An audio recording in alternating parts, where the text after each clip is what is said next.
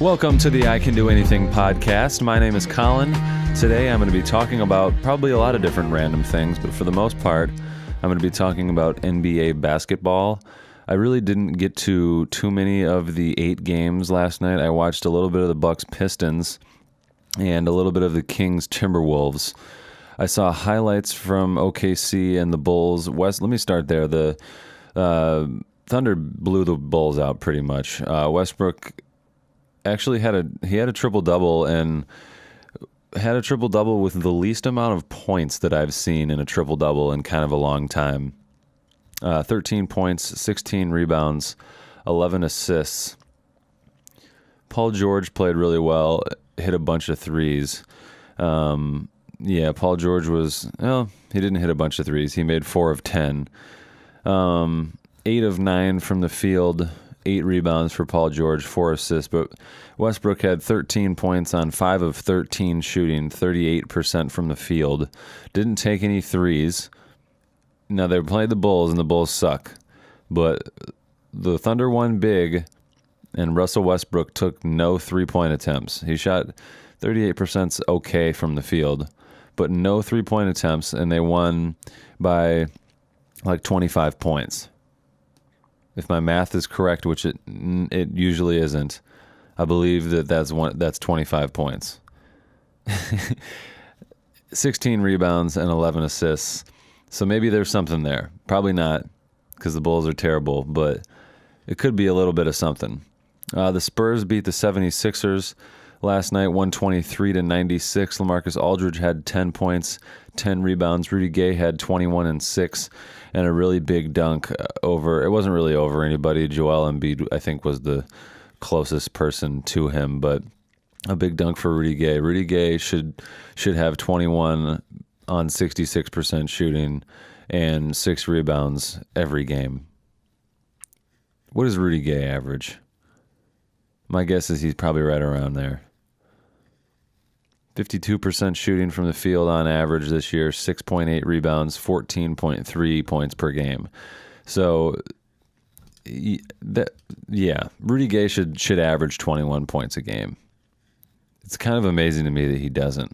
And the fact that he's not now sort of is kind of indicative of his his lack of ability to win a championship, I guess is what I'm trying.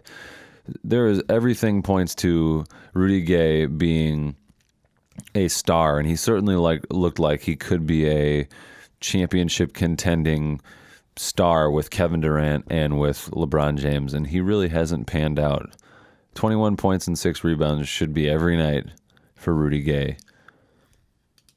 Marcus Aldridge played well again, 20 points on 57% shooting, 10 rebounds. DeRozan had 20 on 56% shooting, 6 rebounds, 7 assists, no turnovers. So a really good night for DeRozan, who played the most minutes, 29. Rudy Gay also played 29 minutes. Forbes in 23 minutes only had 6 points on 42% shooting, 0 of 2 from 3. They got 20 from their big three, essentially. And really, Bertans had 16 off the bench. I guess they spread the scoring around really, really well. Quincy Pondexter had 8 points. Derek White had 8 points off the bench. Patty Mills had 8 points off the bench. They had 4 guys with 8 off the bench, 3 with 6 off the bench, or 2 with 6 off the bench, and Forbes had 6 as well. Everyone scored for them. Their lowest score was 4 points. No, their lowest score was 0. Never mind. Dante Cunningham started, and I guess he only played 13 minutes. Maybe he got hurt, but had no points on 1 shot attempt and 2 rebounds and a block and a steal and a turnover. I might as well just get them all in there. Okay, moving along to the next game. Well, let me look at the Sixers. Ever since Markelle Fultz's departure from the Sixers and all the trade rumors, the Sixers haven't played all that well. They won some games right after he left. If I recall, those Jimmy Butler game winners were right around that same time, but haven't really played all that well since then. They're 20-12 now.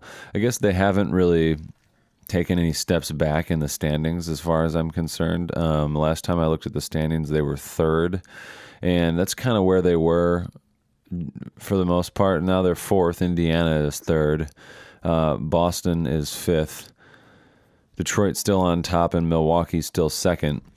That leads me into the Milwaukee Bucks and the Pistons, which is the game that I actually watched the most of last night.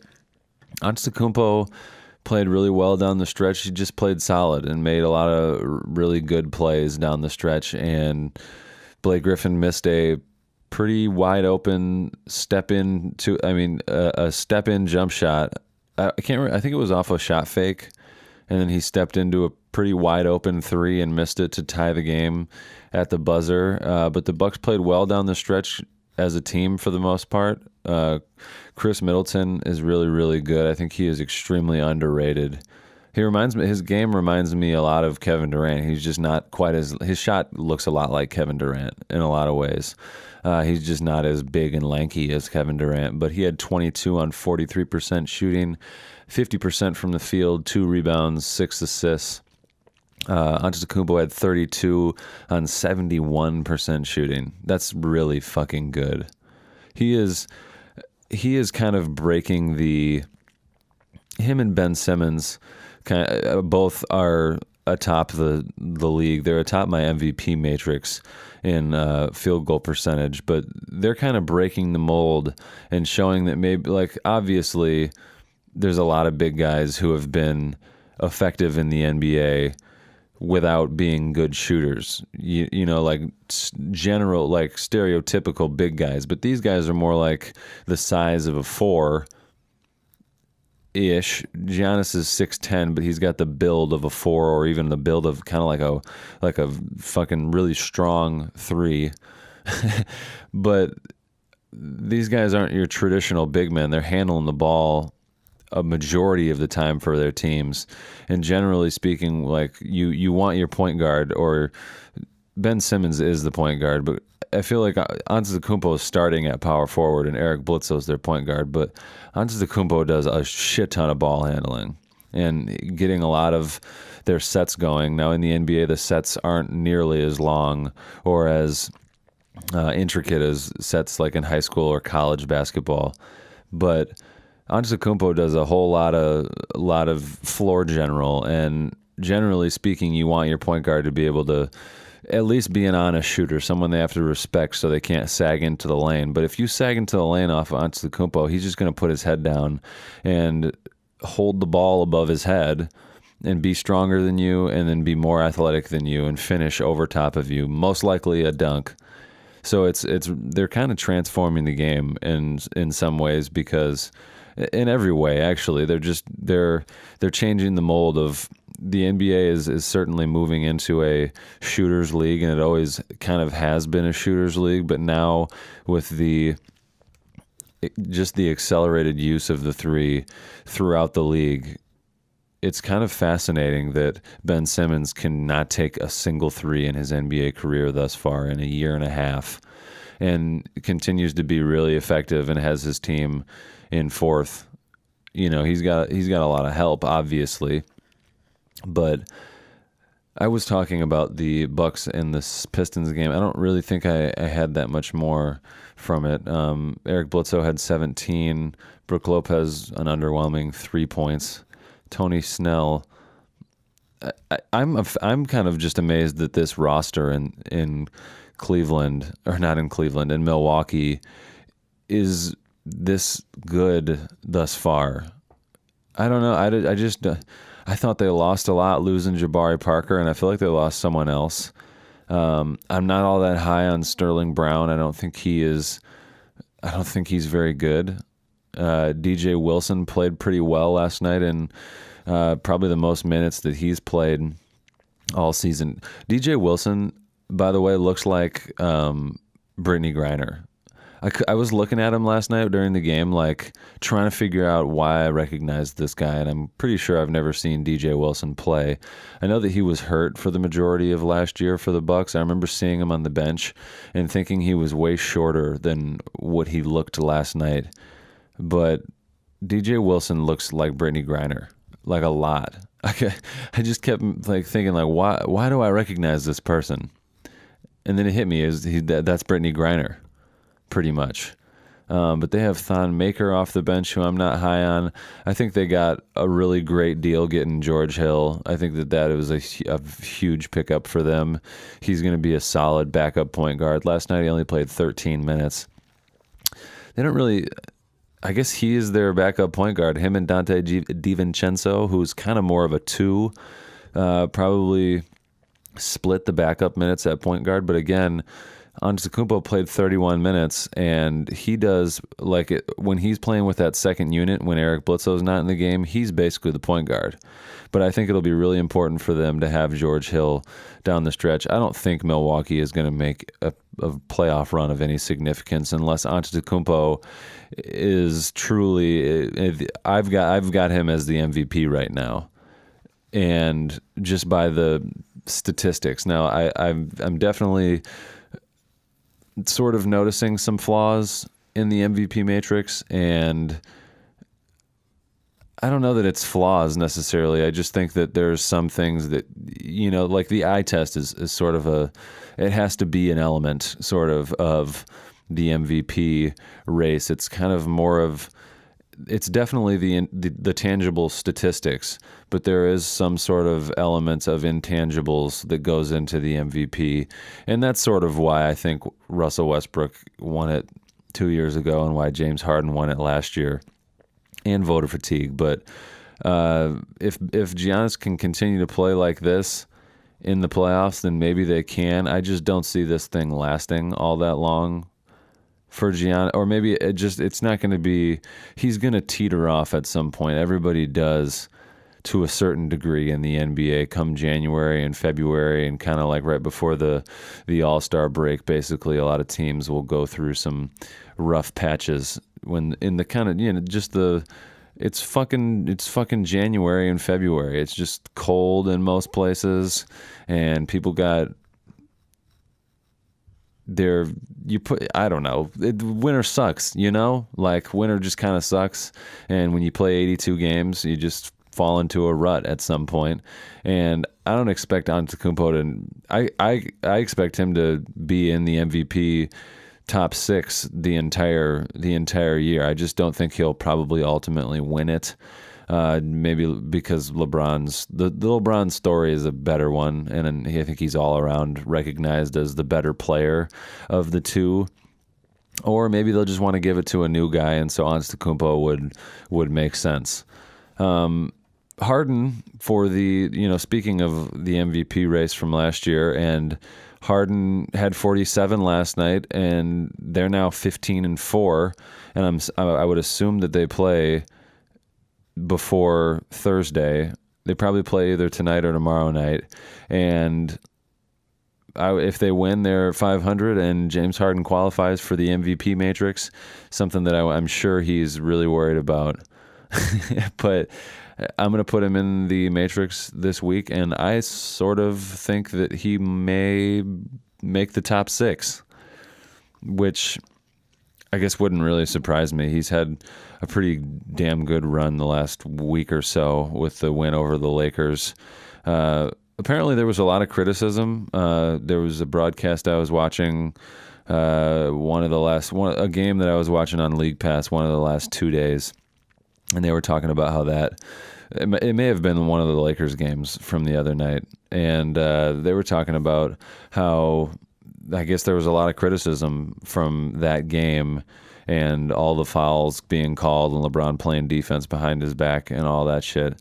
But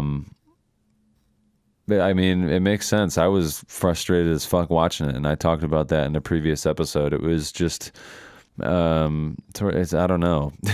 Harden just it's like you can't even put your hands out. You can't even guard the guy. You just gotta let him score. But then, what are we really doing?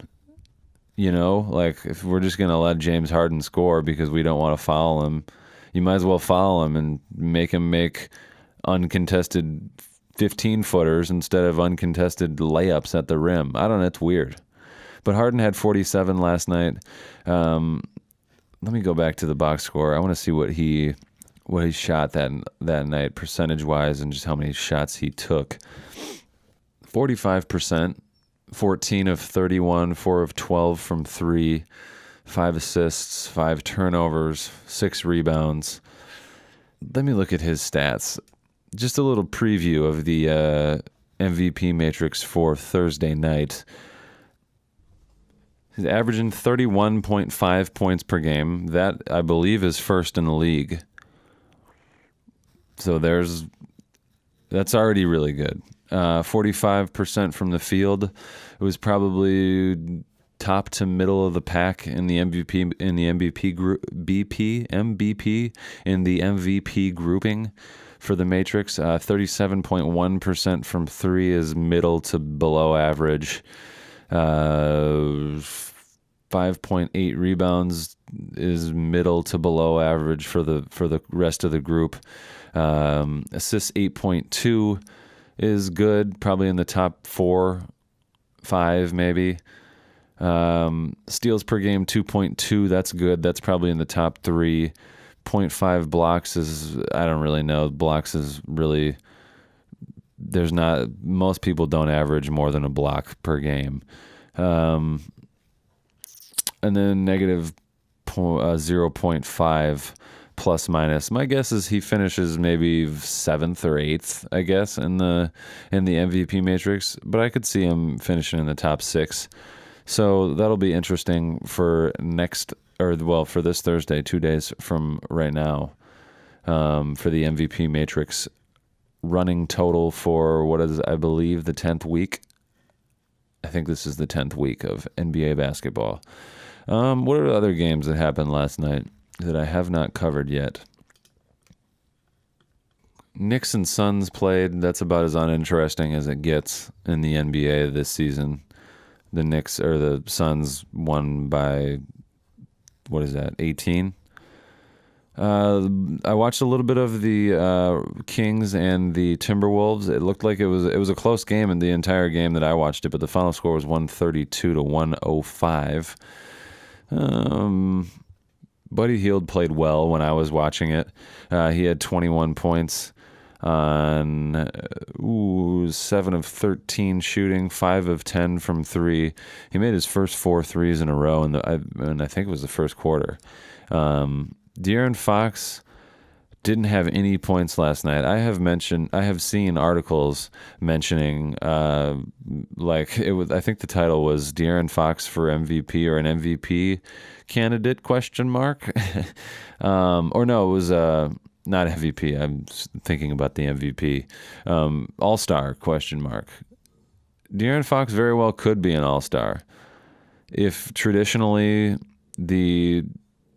each team has a representative in the All-Star game, it would be De'Aaron Fox or Buddy Hield from their team, and they're certainly not in the bottom of the league. So I would assume that it's generally like the 2 last place teams, like maybe they won't get a player, but I think they do a pretty good job of at least putting one player from every team, if not multiple players from the team, like the starting 5 for the Warriors.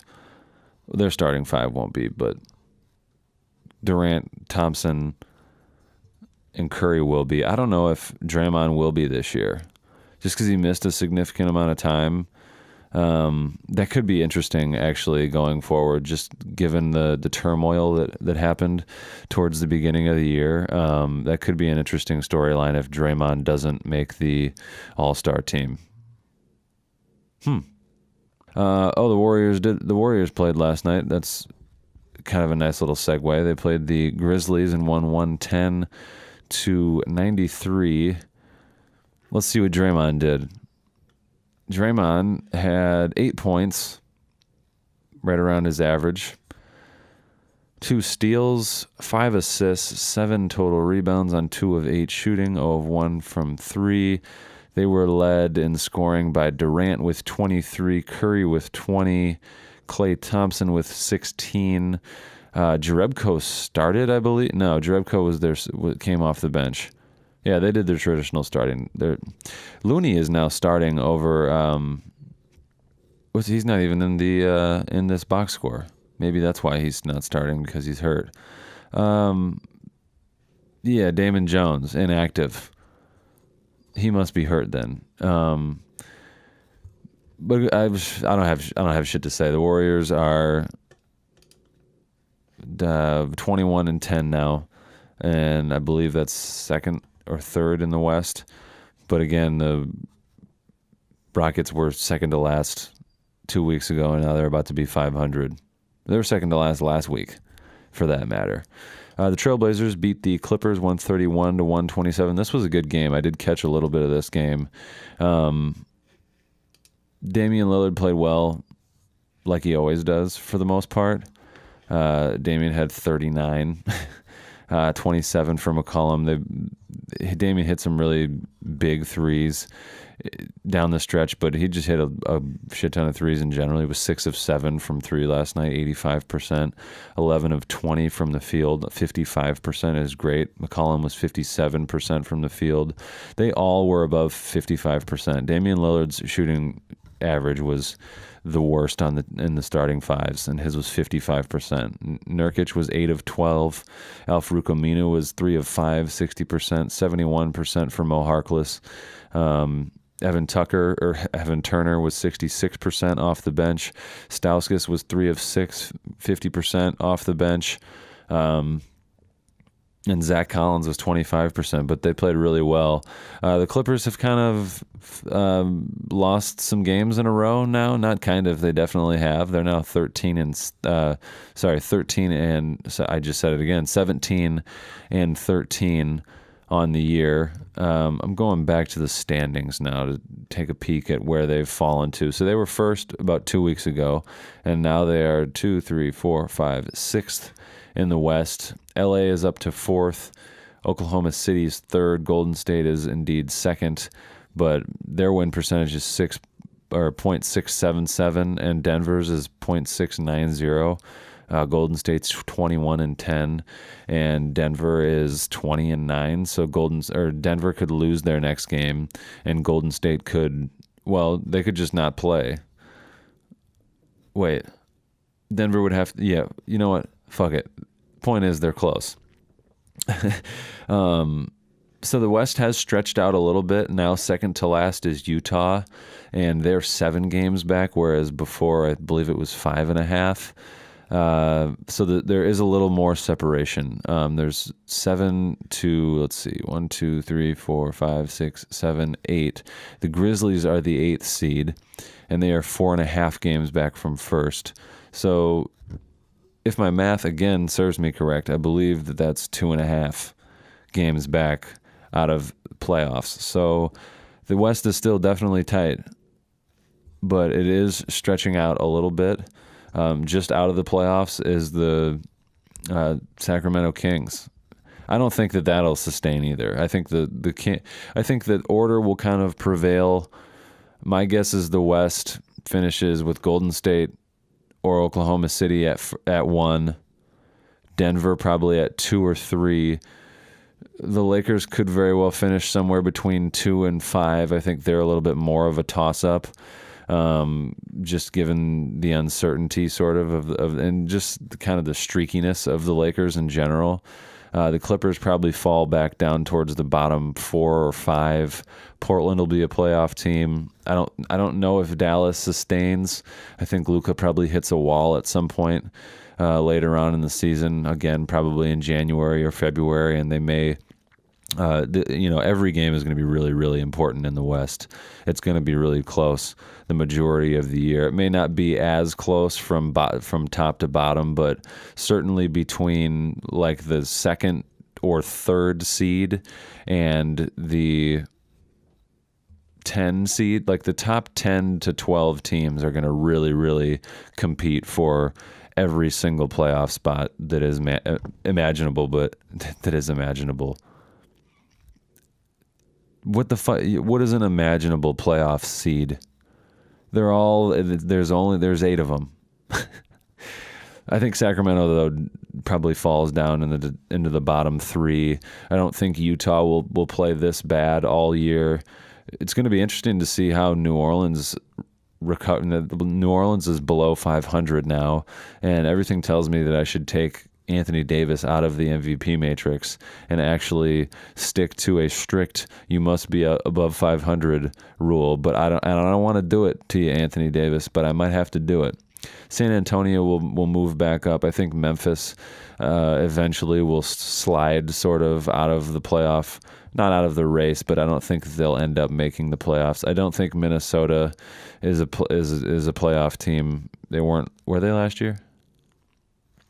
I can't remember if they were the 8th seed or if who just missed out on the playoffs last year. I think it was Denver. It was either Denver or Minnesota was the 8th seed, and I think Denver just barely missed out on the playoffs. But let's see. Let's look forward to tonight's game. I know there's only 4 games. The Lakers are on League Pass, which sucks because I can't watch that until the next day. Although the game's at 7:30, so I would watch that on the day that it was happening, but now I'll probably just watch it the next day. I think I can watch NBA TV games the following day. It's the regional games that I can't. Okay, come on, take me to the schedule.